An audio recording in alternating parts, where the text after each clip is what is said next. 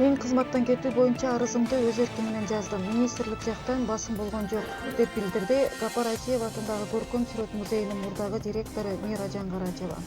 Музейге келип көрбөгөн, искусствону түшүнбөгөн адамдардын басымында калдым.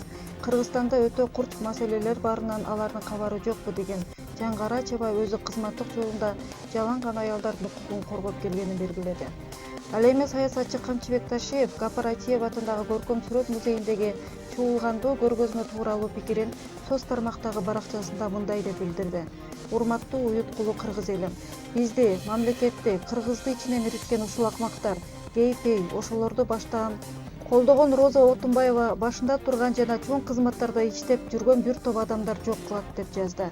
Чечинип алып, денесин көрсөтүп, ич кийимен музейге келгендерди колдоп барган Роза Отунбаева экс-президенттик макамынан ажыратылсын деп көп аялдуулукту пропагандалап жүргөн Назира Бегим да өзүнүн оюн соц тармактагы баракчасында билдирди.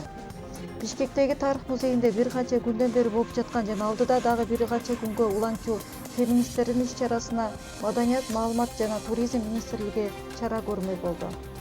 Бул тууралуу аталган министрдин орун басары Нуржигит Кадырбеков маалымат каражаттарына билдирди. Бул иш-чара кыргыздын наркына, салтына туура келбейт.